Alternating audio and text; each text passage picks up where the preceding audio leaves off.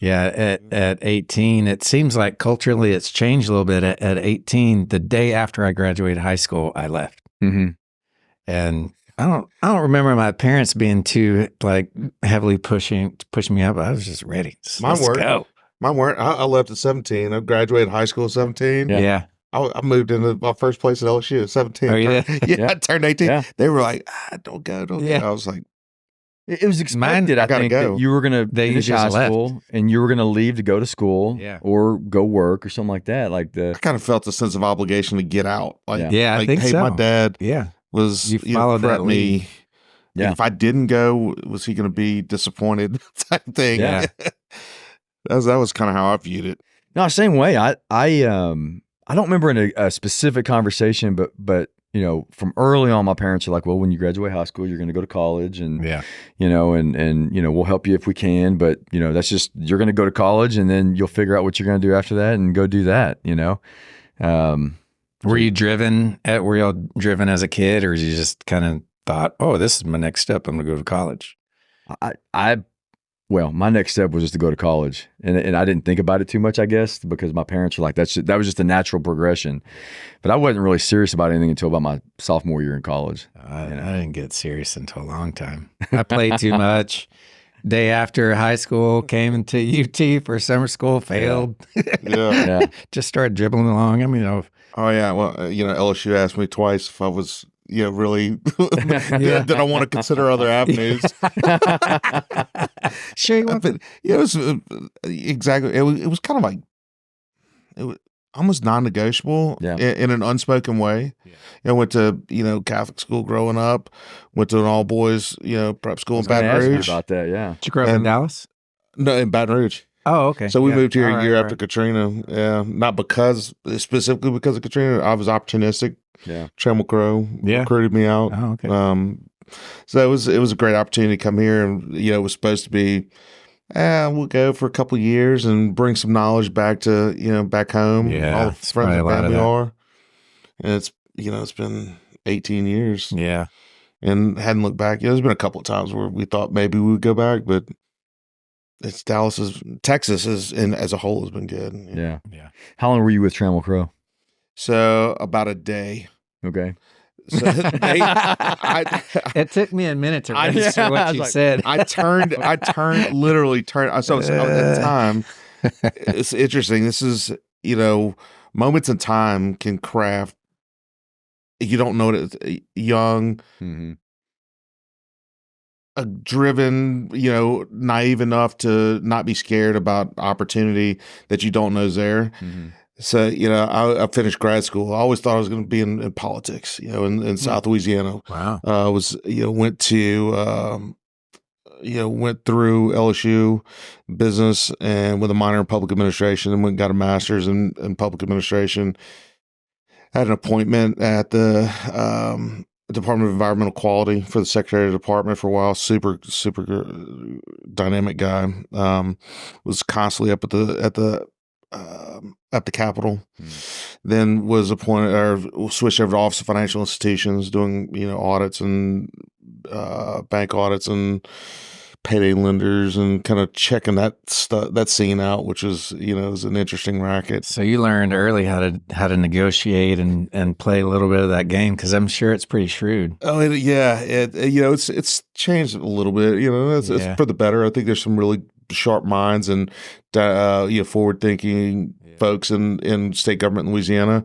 It has always been kind of historically known as, you got to know somebody, you got to grease the skids. But it was I spent that time there, and that was a quick learning lesson of where I helped me define myself. I always thought, go into political consulting or some other avenue. Worked on a federal campaign, the 99 presidential campain for a Republican candidate who was running. That's when Bush was running for his first term, and which was a lot of fun. Great exposure. Worked for state senator, a couple of them, and a state rep who were patients of my father's, Dennis in Baton Rouge. So there was an you know somebody, so I got an opportunity. Yeah. I think anybody could have gotten the opportunity, but it was nice to have that inroad, and so it was a eye opener participating in that office in Baton Rouge, and then having them say, "Hey, look, you're doing a great job." I was, God, how old was I? 20 something years old, young, know nothing, who thought he knew everything. Yeah, that's right. But hard charging, like, let's go get it. Let's do something. Yeah. And do it big. They said, we're going to send you up to Iowa. So once you go to the Iowa office and stay up there for a couple of months, and help with the security detail and forward advance and some candidate needs, which was fun. So I was with the candidate, his family every day, which was great. Crisscrossed Iowa, Nebraska. It was absolutely freezing cold. Worked up to the caucus. That's the Super Bowl of politics, and wow. So I was like, I was in it, right? This is me. I knew I was going to find my spot, and came back, and that's when I went back into state government, and it didn't fit my style. Once I got into it, I was kind of hitting the surface on the other stuff, and at the time, I wanted more. It felt inefficient. My thesis and the work that I did in public administration was bridging the gap between private and public, and how to, how can we change from the call it the private sector, public sector, and run it more like the private sector does. For-profit stuff. So it was more business related, in terms of organization and how you help them adapt. In a way. Trying to figure out how to make that happen, and what I wrote about and what I studied didn't feel the same way in reality. So I was like, I think I need to back out of it. Thank you. It was a grab to the MPA. In the Public Administration Institute, amazing. I studied under the governor's economist, lead economist at the time for several years. Jim Richardson, great man, very, very sharp mind. He helped shape a lot of what I did. Grad school was really fun. Yeah. That was really nice.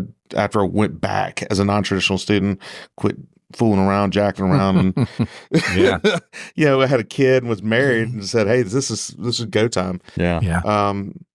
But circling all the way back full spectrum to a comment you made earlier was ingrained. Like, go to college, be successful. To be successful, to be somebody, to be something, you got to go to college. I did not go down that path with my boys. Yeah, I the more I got into real estate.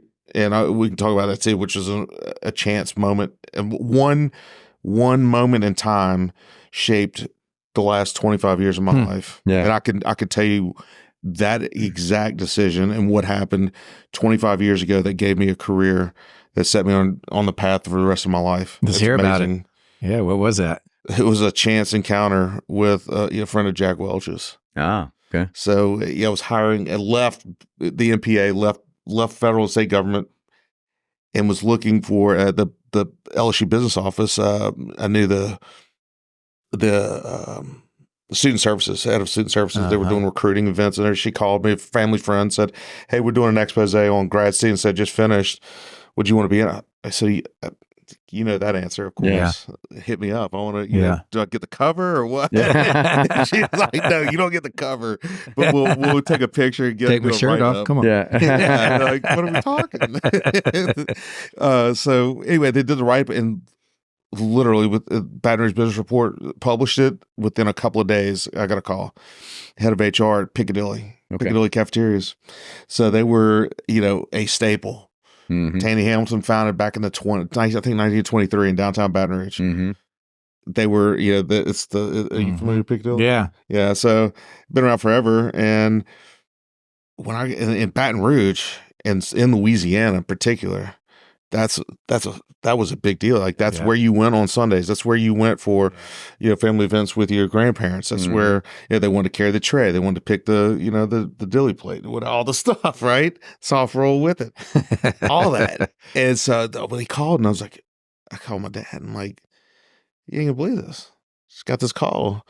They want me to come in. And he said, yeah, you know, they're on a downward spiral, right? I mean, the food's good, but from a business perspective, they just delisted from the stock exchange and we were headed towards, some kind of reorganization.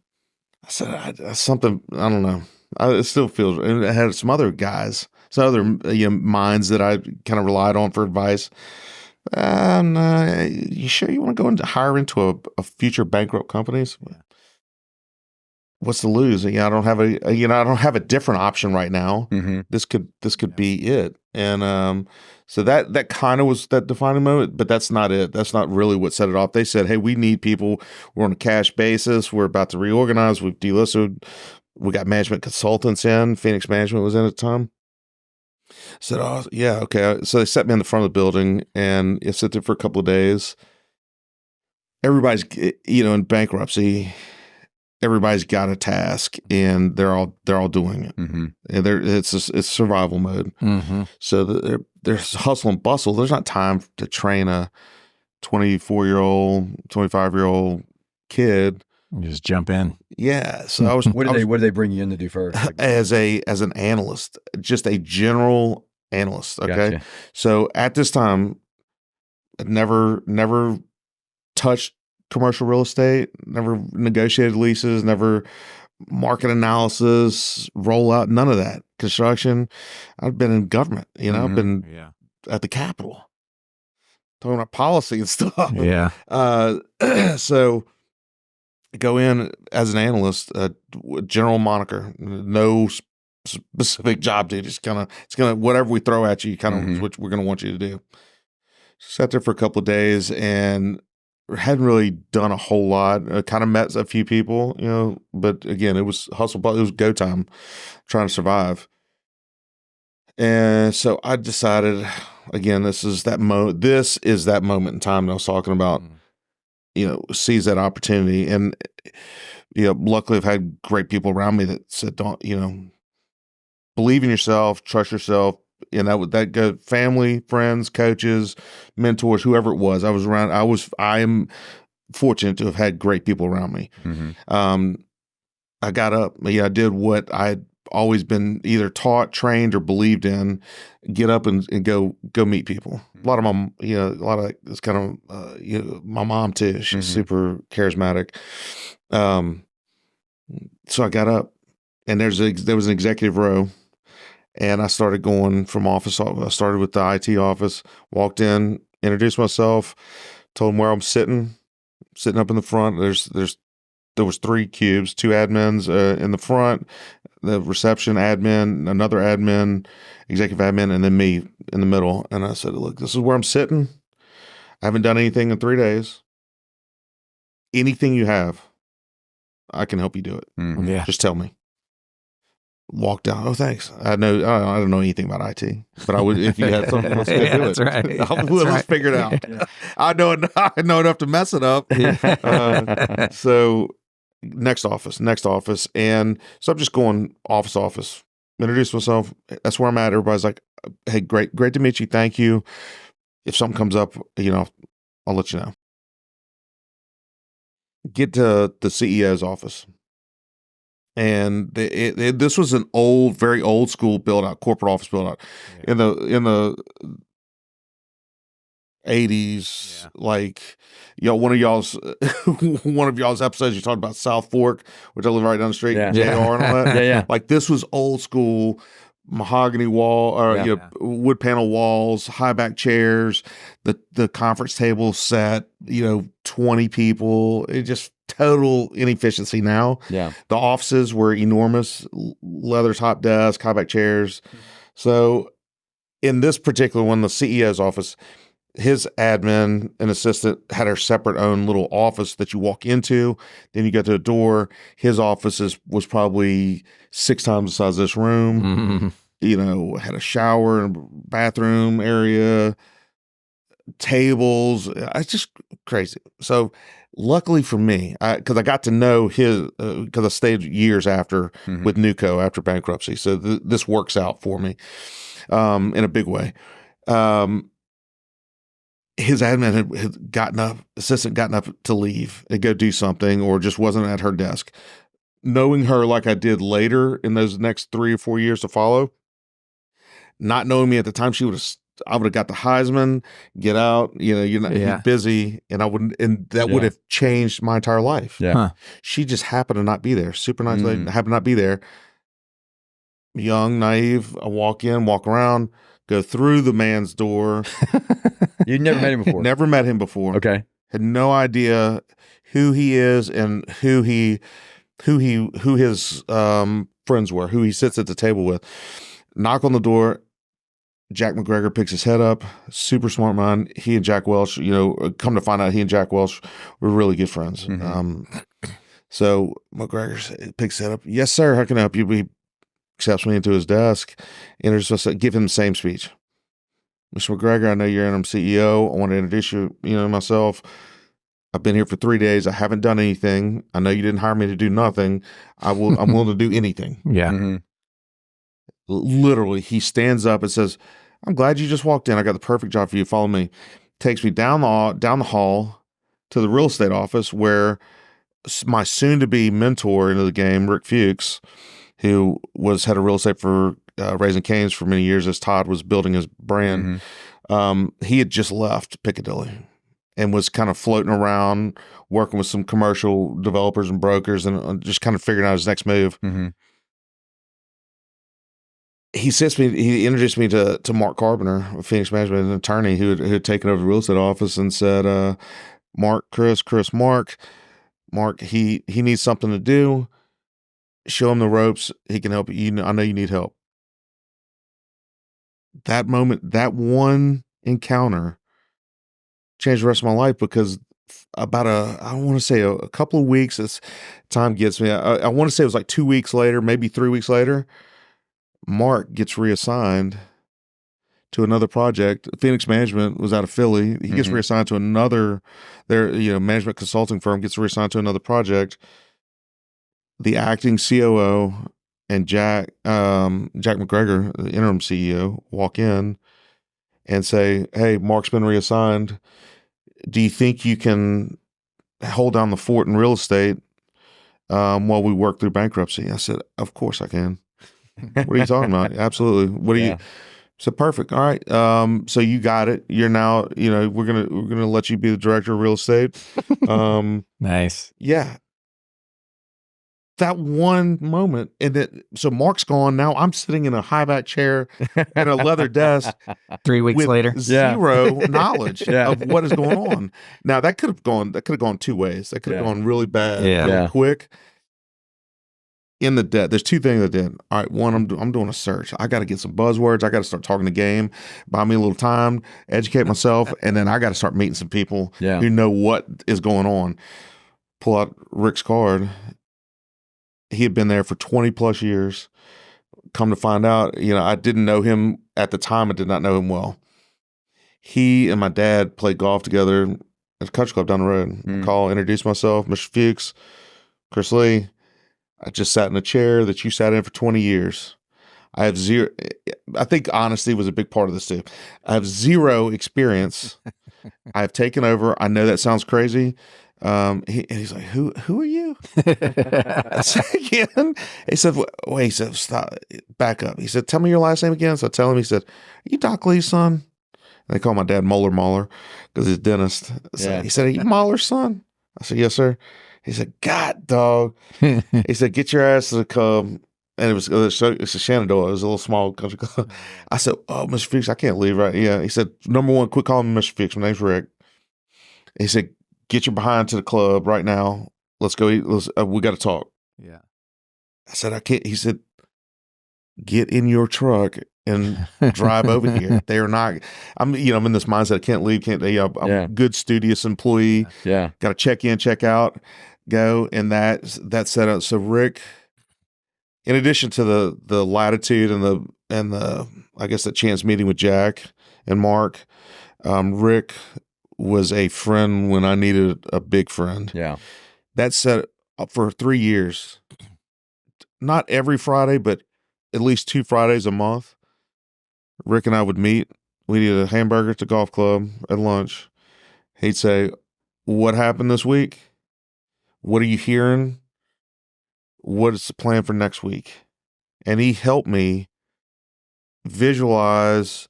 He helped me socialize. He helped me learn the business crash course quickly. Mm.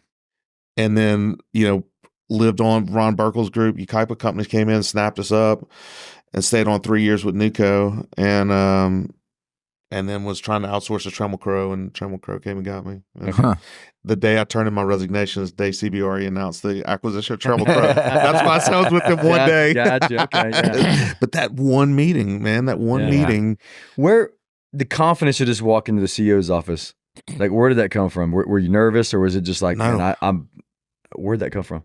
I don't, my family, the upbringing, again, nerves are not a bad thing. Yes, I get nervous sometimes. But I think I try to go in with, just be me. And I think the athletics played a part of that too. Okay. Yeah. Big part in that. Being able to take risk, because honestly, I'm kind of in business. I like to be, I'm much more risk averse. Yeah. Much more, I guess, much more conservatism, maybe in my behavior and decision making. But I think that just comes with trying to avoid potholes and trip wires. I really wasn't nervous, man. I think I was excited. Yeah. But there's also something to it, what you just mentioned, which is that honesty and that humility. Yeah. Right. That probably also placed you there. Yeah. Yeah. That's a big thing for me is, you weren't a know-it-all, and you didn't pretend like you knew. You were just honest in the seeking moment. truth and in partnership. Jeremy and I talk about this a lot when we, because Jeremy and I interact with Citadel and on the Severnbridge, on the coffee side, and I caveat some of the stuff I ask he and Dave a lot of times, like, hey, I'm asking, I'm just talking out loud. I don't want to represent I have the answer, but let's dialogue here. Let's see if there is an answer. And this is why I was really excited about having this conversation is, we worked with Chris. You and I have worked together now for, I guess, a year. And has it been? I thought it was maybe a little bit more than maybe a little more. Yeah. And we'll talk about a moment in time. Yeah. Saving grace. But personally, I gravitate towards guys that get shit done. We've talked about this before about what do we screen for when we bring on people? And it's like that ability to just get shit done. Yeah. And then as a client relationship with Chris, it's like I trust you. At the end of the day, I trust you, right? And so I'm curious about how you got to that point, and like was it working in the public sector, your interactions with people, and how did you develop that ability not only to garner trust with people, but then have the confidence to walk into a CEO's office to make something happen? You know what I mean? Because again, the way I've experienced you now over the last year is like, man, you can get shit done at a high level. And I definitely want to cross over on kind of what you're into now. But like, was there a conscious effort to like, man, I gotta build this skill set, or was it simply just your upbringing? Like, so, I know that's a lot to say. How do you remain effective? Yeah. I think it's a great question, because that self-reflection is what would have turned it happened more and more. Yeah. As I've gotten older, the confidence thing, I think that came from, like I said, the young interactions, the family nurturing, and my parents believing in me, and never, the not having the limitation of, no, you're, I'm not a big tall dude, but I got to play on the field with some amazing athletes. Yeah. Because, hey, put in the work, do the. Did you have brothers and sisters? 2 younger sisters. Yeah. 2 younger sisters. Okay. Yeah. I got you. Okay. So, I was kind of forging the path for them, and, blazed a pretty good trail so they could kind of, bless you. Excuse me. Good, blazed a pretty good path for them to have a smooth walk through life. Yeah. But, I guess the piece of it that is, again, the self-reflection has evolved over the years. It's the bumps and bruises along the way. Mm-hmm. I think that probably got me where I look back and said, man, I was out over my skis, or, hey, I was lazy right there. Or that was not a good decision to make. Like I should have put more effort in, or I could have been better prepared. Yeah. I don't like losing. And so I feel like if I'm not prepared, I'm losing. Yeah. And that feeling grinds me. Yeah. It bothers me. That part, procrastination is a killer, right? And I've been the victim of my own procrastination. Yeah. And I didn't like it. Yeah. So if you don't like it, change it. I couldn't do it, and so that part has been building over time. Yeah, my wife is awesome. Courtney's the best, right? Yeah. That's another time changed my life. One meeting, met her one day, did something she told me not to do, got a scar on my face, almost died, found her, and we've never been apart. Yeah. And that was, we were teenagers, 19 years old. Yeah. And now we're turning 50 this year. I am. Yeah. She's not. Congratulations. Nice. Yeah. So it's like, I think that, again, that was a self-reflection moment. Like, wow, I was working offshore, getting a little crazy, being a little wild. She said behave, and I didn't, and almost died. Yeah. I gotta find this girl. She knows something. Yeah. She's super pretty, but she knows something else is there.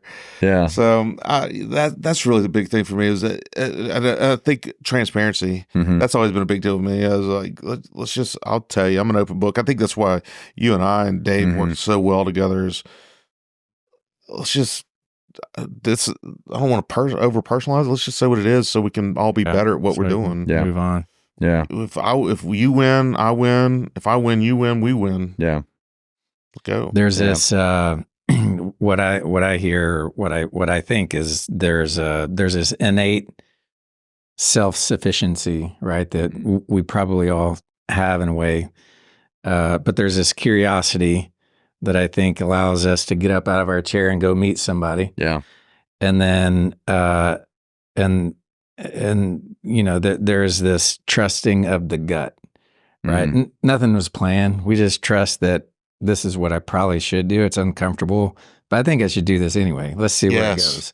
Right. So there's all those little hidden gems in us whenever we're born, or I don't know, maybe our parents give it to us in a way, all those things. But I would imagine that each successful person in their own right has a little bit of that. Like that's all built in. And then we learn as we go. Like we have these mentors and we have these moments that we surround the people, surrounded by the people that we like or we enjoy, or that lift us up. But I'm curious too how, so you talked about some of those successes. Where were the moments where you're like, ooh, that wasn't a good thing. And I learned from that. Like we also talk about the failures that allow us to pivot in a way that help us. We don't know it in time because they suck. Yeah. But were any of those moments in your life, or were you pretty much just gravitated I have a bunch of them. Yeah. I've got a bunch of them. What's one that you had a big takeaway? Probably the most meaningful and impactful. There are personal ones, like how not to get in a car wreck and die, that stuff. But for purposes of what we're talking about, there's one that is, I let my ambition put me out. I put myself, not anybody else. I am sole owner of this decision. And my wife, she had her gut feeling, and her gut was right. I pushed on. So I got it way out over my skis, thinking I was probably more than what I was. I was hitting a stride and had a lot of success for the private equity firm I was with, and the asset management group, Lone Star and Hudson, and I was proud of. I kind of got a little proud of what I was doing, and had an opportunity look at at a job across the country. Got recruited out. Initially had kind of said no, and then made a decision based on money. Mm-hmm. I'm sure you've heard tons of stories about people that come back and say, "I'll never make decisions based on money again." Yeah, I mean, I don't think that's truly the case. It is what it is, right? Yeah. It's a reality. Yeah, that's right. But I put myself and my family in a potentially precarious spot because I took this job. I don't think I was ready for the job, mm-hmm. and I know I wasn't. Looking back on it, not that I don't think I was. I know I was not ready for that role. Could I fill that role now 100 times over? Yeah. All those years ago, no, I shouldn't have. And I had somebody who believed that the person who recruited me there was a guy that had seen me succeed in some fronts, and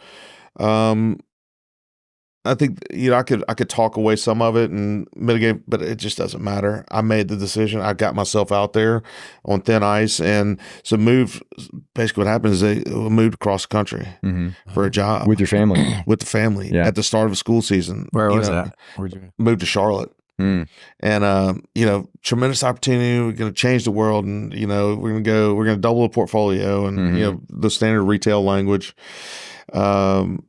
Got there, and let's see, 45 calendar days, about roughly 30 or so business days. Was let go. We're going a different direction. We don't see value in what you're doing or what this brokerage, this MSA Global Corporate Service Agreement brings to the table. So thank you and good luck to you. Wow. This particular company moved me across the country, and then I had to move us back. So we stayed there. So I just pulled the kids out of school, put them in private school in Charlotte. Mm-hmm. We're in a house right down the road from Quail Hollow. Luckily, I did not sell the house here in Texas. Yeah. My wife definitely would have killed me. Yeah. I was kind of taking my time. We'll redo all the flower beds, and we'll drain the pool and pressure wash and get it ready for sale. Repaint all the inside. Put builder carpet down. Yeah. Because that's how you sell it. Yeah. Guess what happened? We moved back into our house with builder carpet.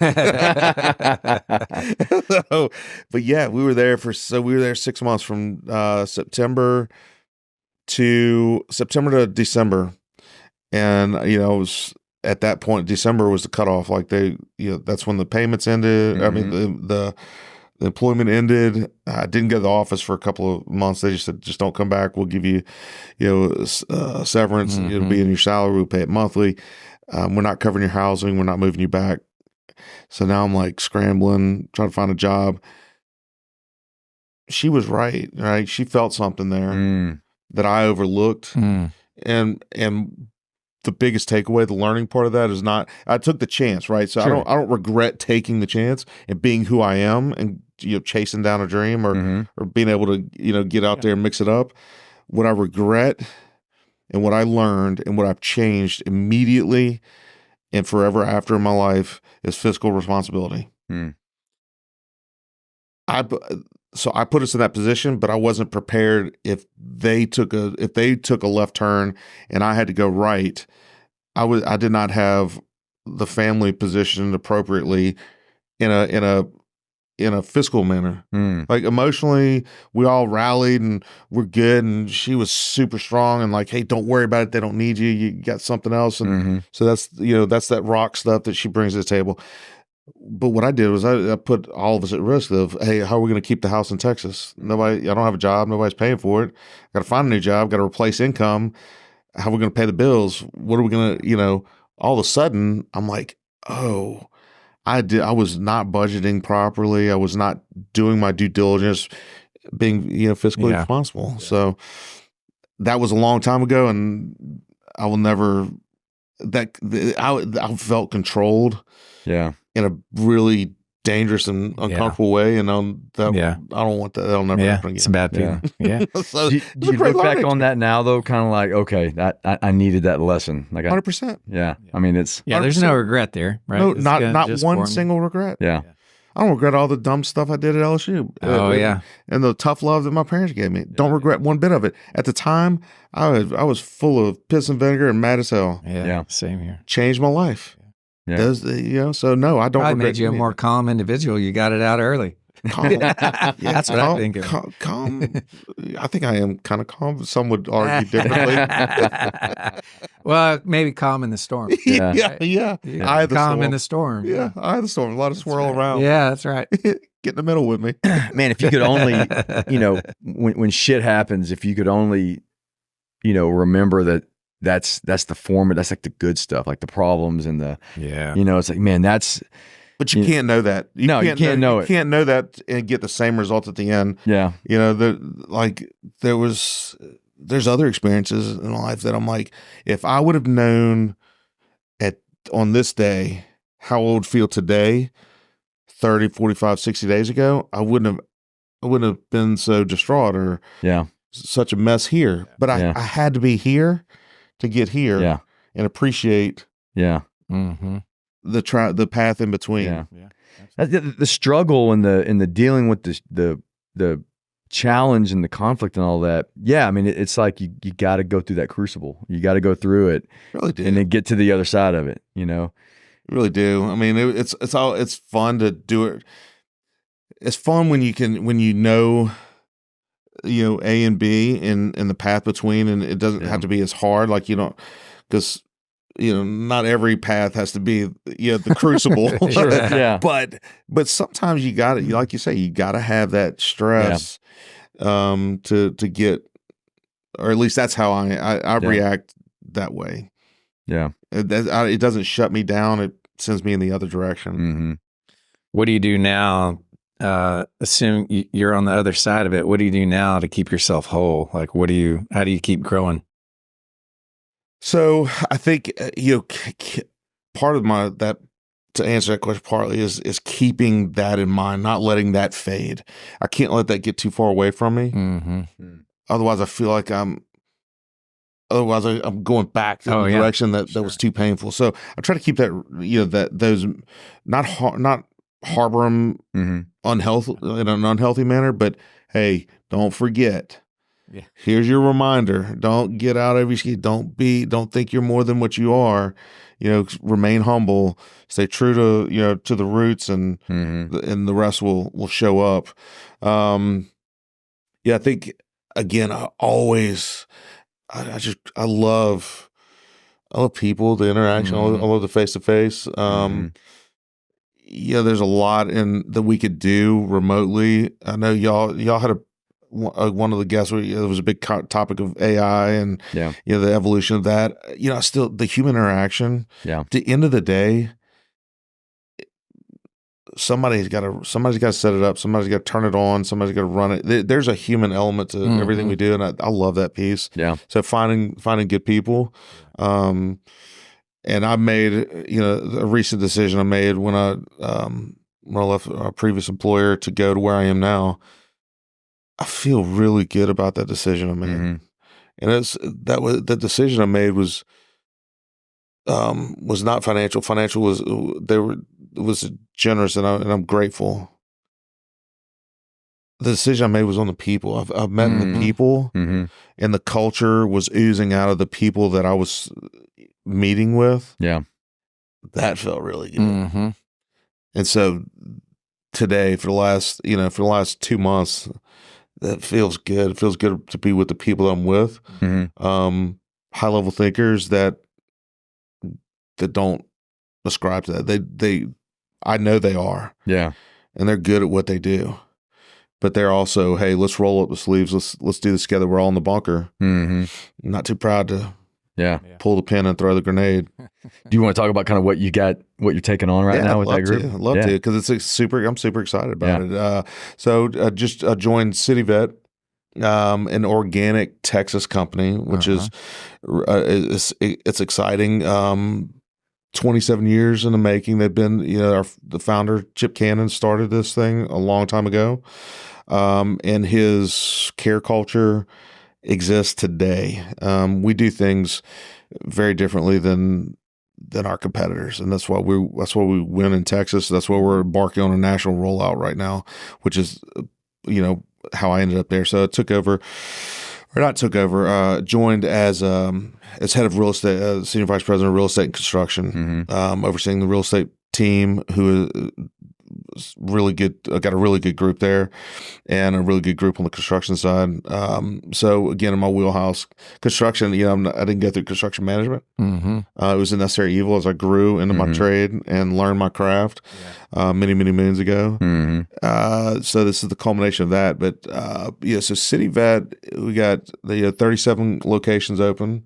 We're in 2 states right now, Texas, Oklahoma. Texas, Colorado. We are expanding in a big way. So, we're looking at the end of this year, we should have 60 open, or 59, heading to 60 right after the turn of the year.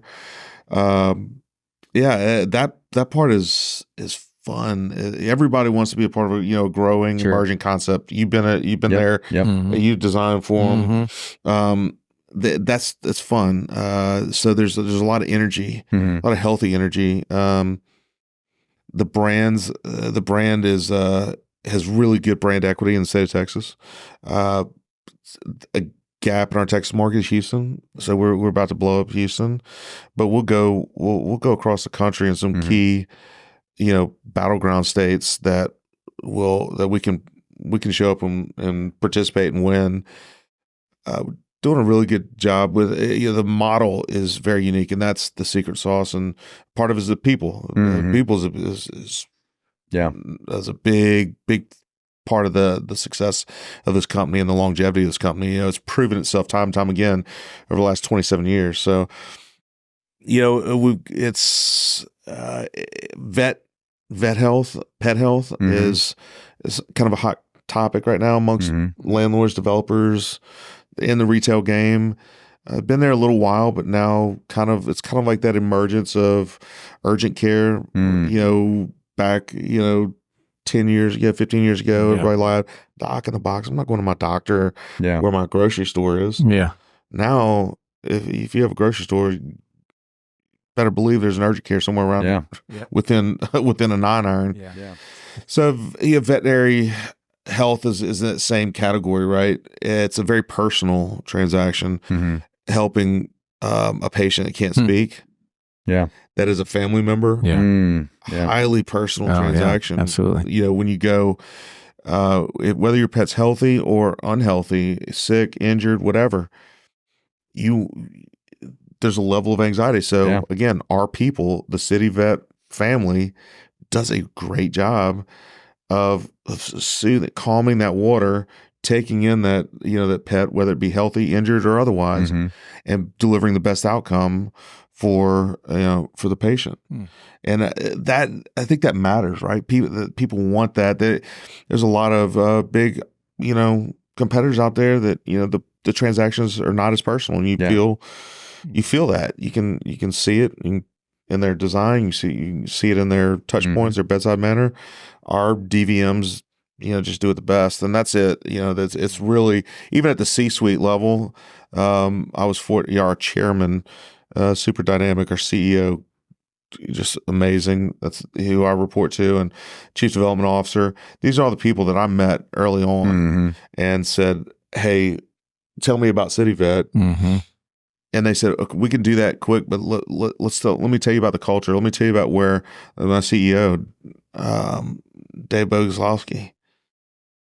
I mean, he said, here's the vision. Here's where we're going, and we think you could be a part of this team that gets us there.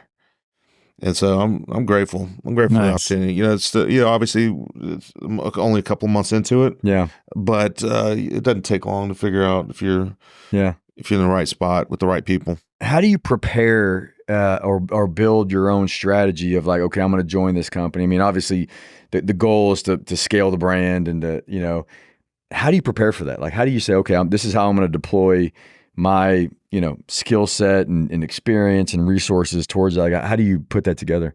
Yeah, so that's part of that was in the conversations with the chairman of the board and our CEO and chief development officer. I was tactically, here's how I maneuver. Here's how I approach real estate development from a just market planning, market segmentation, market analysis through LOI, lease to permitting, construction kickoff, and handoff to ops. Yeah. This is optimally how I would do this, right? They say, okay, we agreed. So that's step one. All right. They agree or disagree, but we have that in here. So I've got the steps, right? Here's my knowledge download for you on how to approach it. Step two, understand that if we all agree and I take this next step and come in with you guys, I want some latitude. I want to observe.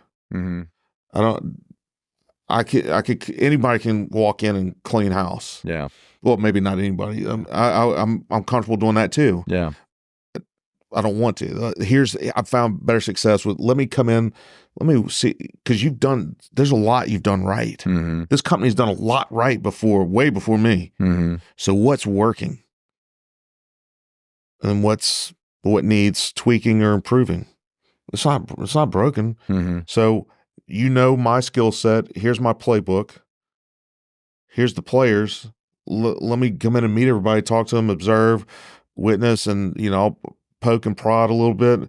At a certain point in time, after I'm in there, okay, now I understand the process, procedure, the maneuvers, what's going on here, who the players are, and what we're trying to accomplish, and here's how we can deploy my playbook, and then we go from there. So we're kind of in that.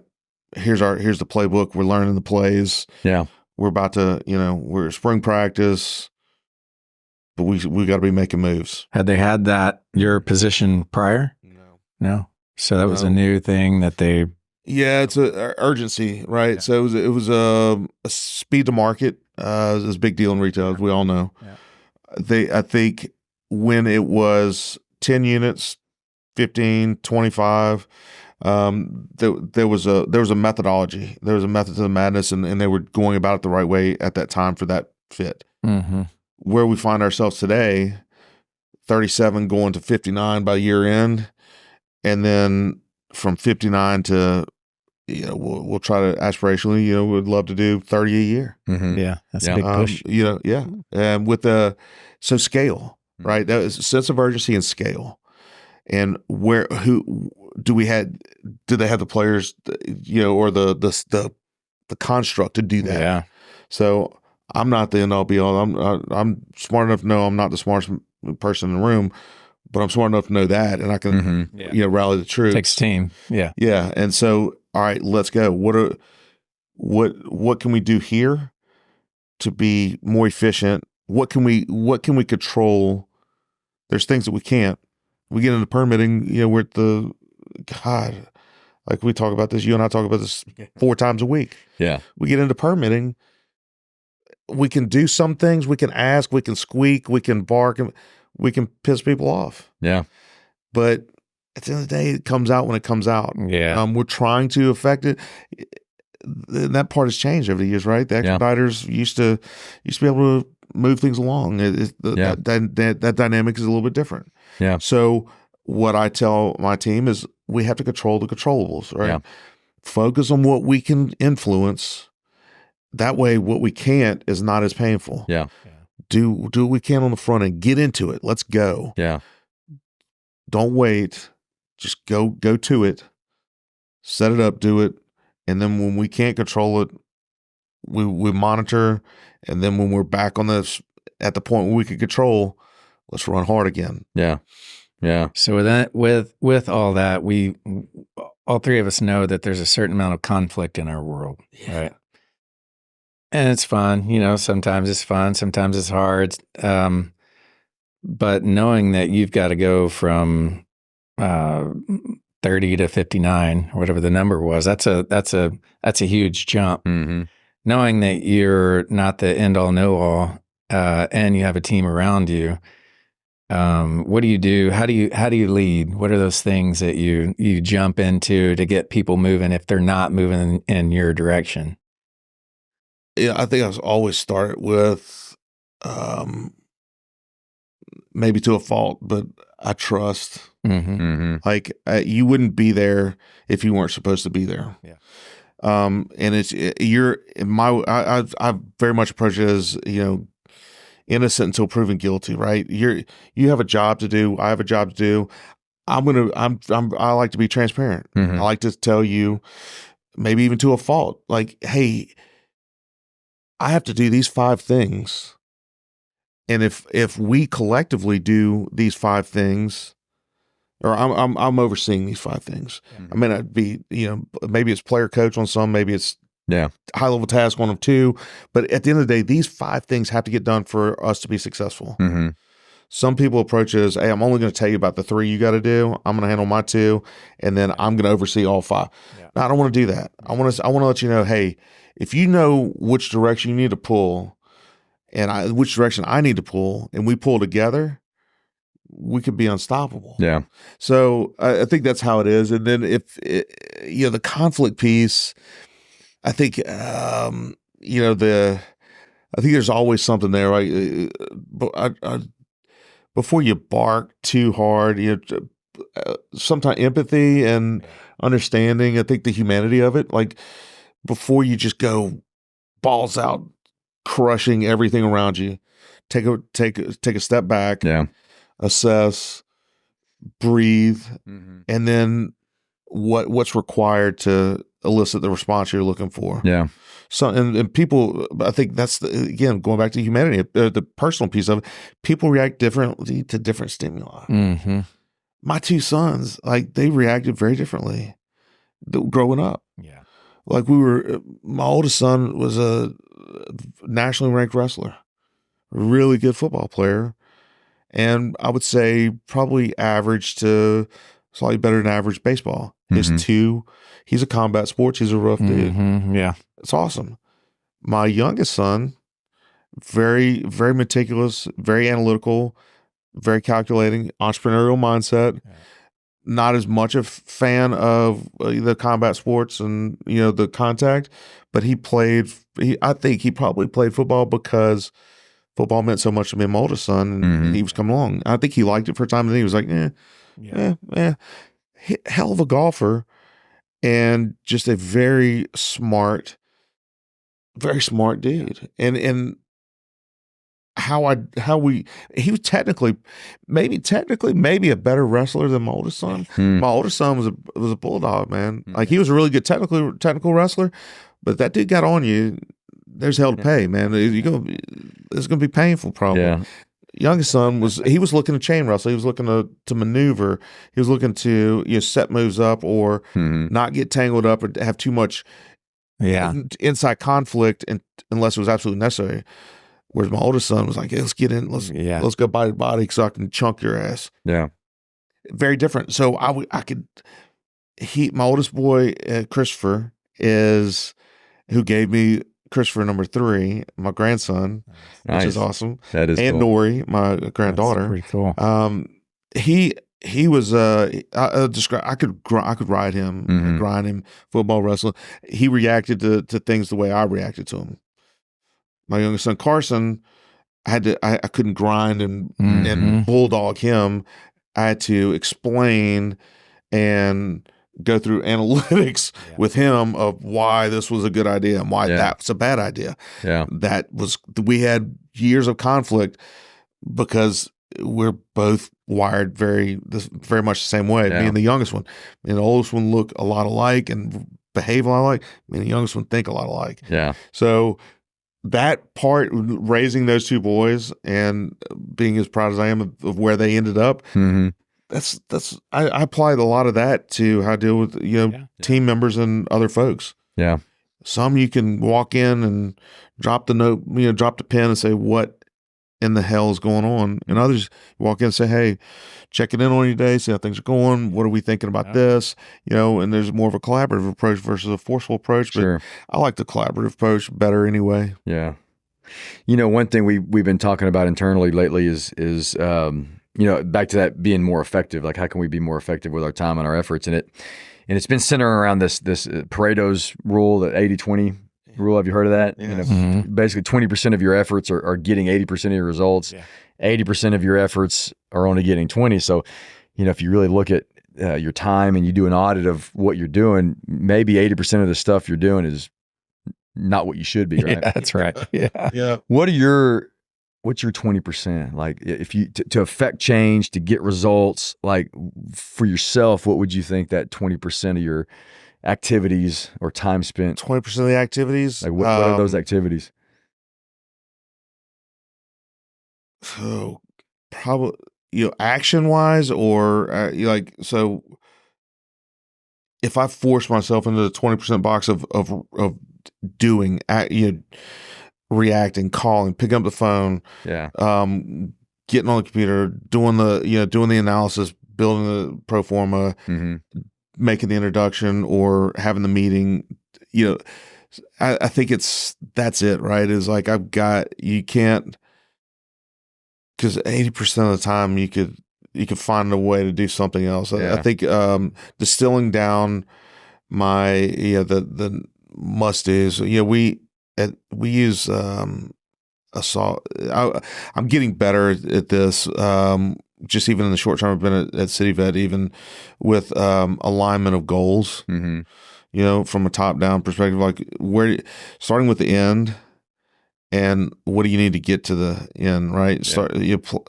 Like if I want to, I don't know, buy a truck. All right, let me start with what kind of truck and how much it's going to cost, and then what do I need to do to get from where I am now to that point of making that purchase. Part of it's a mental step too. Like, hey, I don't want to go spend $100,000 on a truck. I can tell you that right now. Yeah. The pricing of vehicles is crazy. But I think that's using that 20% efficiently. Action. If I go action oriented 20% of the time, whatever that action is, the 80% results show up. Yeah. I know for me, it's like, I think about it, like if I had a 10-hour day, which is kind of my average day, it's like, and I only had 2 hours, like what would I do in those 2 hours to get the biggest leverage? And you reminded me of this earlier. It's always mostly picking up the phone and calling. Hey, the action. Yeah. Where are you at? It's not scrubbing emails. It's not like, because I used to be bad about like, man, my email box had to be like, on one page of my screen. I had to go through it. If it had more emails and I had to scroll several pages, like that just freaked me out. And luckily there's a lot of people like that. Yeah, but that's not my biggest leverage is the phone. Like, hey, where are you at? Where are we trying to go? How are we tracking against that? Do you need help making a decision? You've taken action, right? You've moved the ball. Yeah, that's a big thing we talk about on our side is urgency. Yeah, don't lose the sense of urgency, whatever it is. Yeah, if you're thirsty, be urgent. Pick up your glass and take a sip. If you have to make a call, pick up your phone, make your call. Yeah, the email thing, man, is a time. Oh, it sucks. It's terrible. It's a black hole. In the sense, I think there's a little bit of a misconception on urgency too. Is if I say, and I try, I hope that you pick up on this, and I hope Dave Vega picks up on this. Yeah. When we're talking about the Citadel stuff. Yeah. I tried not to be like, hey, let me time bound this for you. Let me tell you what my outside date is or when I need this. Yeah. Because I send you an email doesn't mean you have to respond within 5 seconds of getting it or 10. I'm guilty of that. I see an email come in, I'm like, blah, blah, blah. Yeah. Put the phone down, there's a time for it. And I think there's an appropriate time for it. Sure. We have grown accustomed to immediate, satisfaction response, reaction. So, well, I feel like our relationship, and it's there's emails that go back and forth, obviously, but we talk maybe once a week, maybe once every other week, and I know you talk to Dave probably at least once a week, maybe more. But those conversations is when like we're making decisions, we're relaying important information to you that you need to know so you can action it. I would suspect that you could probably cut out most of those emails and just we have our business done over the phone. Yeah. I don't know. Yeah, I think I wouldn't disagree with that because there's some. I think to really put this into practice, and not to blow smoke at you. Like when I call, Jeremy answers. Mm-hmm. I know that therefore I don't take advantage of it. I'm not going to call all the time. Yeah. So I know if I need it, I'm going to call. He's going to pick up. Yeah. Dave Vega, I don't care what time of day or night, Dave's picking up the phone. Yeah. And and the other part of that, so those are actions. Yeah. That's your 20% is you're answering the phone. So you're staying true to what you're talking about, what we're talking about. The other part of that is, and part of on the CityVet side is, yes, we can. Yeah. Like we got some catchy, things, but they're meaningful inside of our organization. We always pick up the poop. Yeah. It's funny because it's a play on words because we're vet, but seriously, if you walk out, if we walk outside this building and there's something down on the ground, there's paper or cup or something, well, who's going to pick it up? Who's going to do it? The poop. Yeah. Don't wait on the next person to do it. Yeah. And so that's action oriented, but that's important to us. That's part of our culture, and it's infectious. Yeah. If I see somebody over there, I should feel guilty that I didn't do it first, or that I'm not helping. So then I'll go help. I'm going to remedy. That's how I'm wired. I'm going to remedy that real quick. That's right. Yeah. But the other part is, yes, we can. Yeah. That's a big part for us. So, and that's a big part for y'all too. Citadel is really good at this, in my opinion. We talk about conflict earlier. We talk about problems. The world of construction is managing problems. Mm-hmm. There's not a construction project in the history of the world going all the way back even past the pyramid. The pyramid, that has not had a problem. Yeah. It's solving them. Yeah. And so I think your team is really good at saying, thank you for identifying the problem. We acknowledge and receive the message we got, and yes, we can fix it. Mm-hmm. I have the answer now, or I don't have the answer, but I'll get it. Yeah. Right. So I always hang up feeling good at the end of that conversation of, this is not ideal, or yes, we've got a permitting problem. Yes, we have an electrical problem. Yes, we have an issue, but we collectively will find a way. Yeah. Some of that is dealing with that anxiety and dealing with that procrastination, right? Yeah. Mm-hmm. You may not have the answer, but if I push it off, it's not going to get any better. Yeah. So just pick up that phone, whatever you need to do, get into it, jump into it, and solve. Absolutely. That's it. Right. That's what's good about these guys is they've been doing this for a while, and you might not like it, right? But that it's there. Part of you it. You got to deal with it. Let's deal with it. Let's talk about it. This is what we can do about it right now, and then we go our separate ways, and But that's part of the pre-con stuff, in the front end work, the controllables. Yeah, that's a big part for us. On the CityVet side, we do it on the coffee side too. It's the big part is, again, just get into it. Don't wait to go talk to the city. I think Howard does a really good job of being proactive. On your team, like. Yeah, it's sometimes it's baby steps. Some cities. And that's our biggest challenge right now is dealing with cities. I think that's maybe everybody. Sure. That's across the country. Like dealing with people, they're all different. Yeah, right. They all have different perspectives. Pace. Sometimes all you can do is send an email, or sometimes you just call. Sometimes we try to be there, show up. That's right. Hey, you got to knock be on there. the door just to Absolutely. put a face to a name. But yeah. You try to personalize it, and hopefully people react to people. It's easy to send an email when you either haven't met that person, haven't seen that person, don't know that person. You might find it easy to send an email being, kind of brash or, brush off the situation. Sometimes you personalize, you're like, I know Mark, I better not. Let me just do this. No, I don't advocate that. I would rather just, whether it's you or somebody I don't know, go. Just get into it. Start the clock. What have you got coming up you're excited about? Work, personal, like what's coming up that you're like, man, you're putting a lot of energy behind. So, work wise, it's deep dive on the rollout, right? Yeah. Brand equity, making sure that translates on a national scale. Mm-hmm. It's a big piece of it. Getting the word out.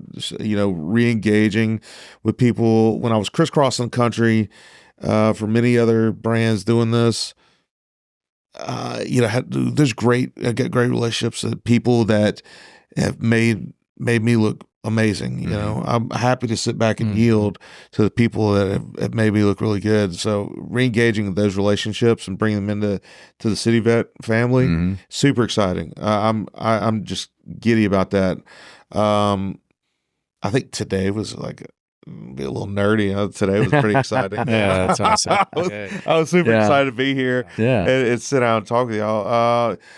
Personal side, it is right now. It's kind of all about the grandkids. Yeah. Oh man. Yeah, Our granddaughter sleeps with us every night. That's She's cool. 3. She's talking.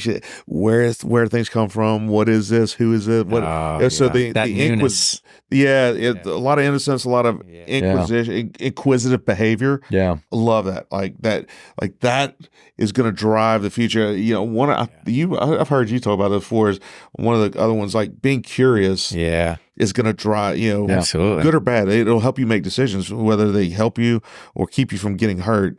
Being curious is important. Yeah. And so we love watching that. But also you're on that. I mean, I don't know if we're ever on the other side, but there's a sense of wiseness and information that now you can feed another generation. Yeah. It's not your kids, right? That's pretty fucking awesome. Yeah, it is amazing. And so I was really, really, really close with my grandfather, my dad's dad. That was my that's dude. some good. That's some good. And I was friends. Right there. I'd hang with him and all his buddies, and we were always at the hunting camp. We were always fishing, and I was in his RV with him, like literally all the way to the very end. And he hit 100. It was amazing. And so now, my grandson Christopher the Third, who was also in the house, if to think there's not a higher power or something else driving this bus I would be remiss.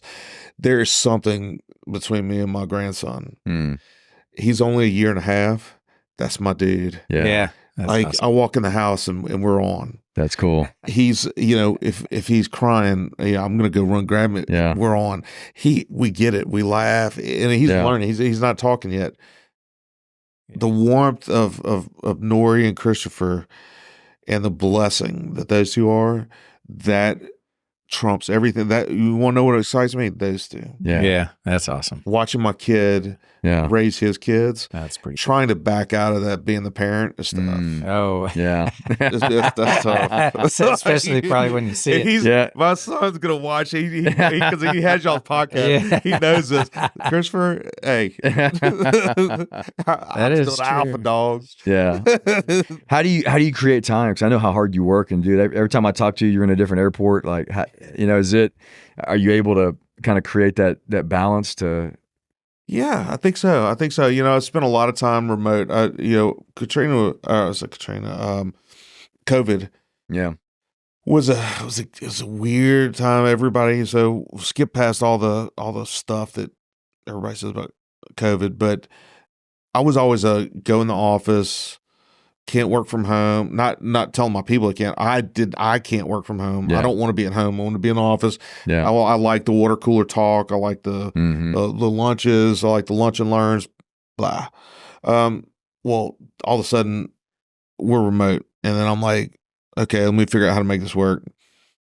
Starting to get the groove. Then I was like, okay, feeling good about productivity. I'm not feeling like I'm missing out. I always kind of felt like I could, real estate construction you do from anywhere USA, because it's all, it's global anyway. But then went 100% remote. I was remote for like a couple of years. And so I was like, this is great. Like, it was at the perfect time for me to be 100% remote. We had family coming back, Christopher and Rayleigh coming back to the house after being in Wyoming, grandkids being born. It was just, my wife loves it. She and I would, I feel like never in my life have I had that much control over my entire existence. When I go to work, I have control of that. But I'm not, I don't know what's going on at the house, and that's my own hang up, that I feel like I need to know what's going on at the house, or control this. So you're missing something. Yeah. Or that some decisions that are going to get made. And that's my hang up. Yeah. I got to back up and say, I can't control everything. So that was a good time. And then now coming off of remote back to the office, it's a change revert back to where it was. And man, that's been good. I kind of got back in the mode, but I think I've learned how to not be remote and hung on to that. Then I learned how to be remote and hung on to that. Now the perspective of both melded together, and hey, look, there's a lot of stuff going on. You got to be a lot of places. Don't procrastinate. Yeah. Just get into it. Do what you do. Yeah. And if you do it, then you can bounce from airport to airport, and you can go, go do this, hit this, and again, I think the information, having the information, understanding the information, and sharing it, and collectively approaching the task, that helps. I got 2 really good teams at CityVet. Yeah, nice. Yeah, the down legs there are strong. The C-suite is amazing. So beautiful. I feel like I'm lucky to fit in. Nice. About y'all, what's happening? I mean, I know Citadel's. Yeah, I mean, most of, our big focus is helping you guys out on the rollout for 7 Brew. It's beyond that. We've got a lot of great opportunities. It's really just working on the team. How can we be more effective? Because kind of like you're talking about, we're all primarily remote. I come from a world of like being face to face and sitting down at a table and this kind of stuff. Right. This is what I'm more comfortable with. And so, we're trying to learn how to run as a team. We're almost 25 employees now. And so it's like, man, how do we stay engaged with people that are based in San Antonio or whatever, and just trying to be effective, man. How can we keep going? The culture thing, what you started, how does it? It's no different than growing a brand, right? Yeah. Starting with one, and you got to grow it within, from top down. Yeah. We talk about that a lot. I mean, I think you got to get that. You got to have the culture, and you got to cultivate it, right? I mean, it's to get people to keep them bought in. And, ultimately, at this point, I can't make every decision. I can't touch everything out there. So I have to make sure that people are going to make the right decisions based on our commitment to our clients and the commitment to the company and, what we need to do to keep this thing thriving. And that's hard. It's very hard, but now it's like I got a different sense of obligation to everybody because, we do have a lot of people that are bought in. Dave Vega lives and breathes and die for it.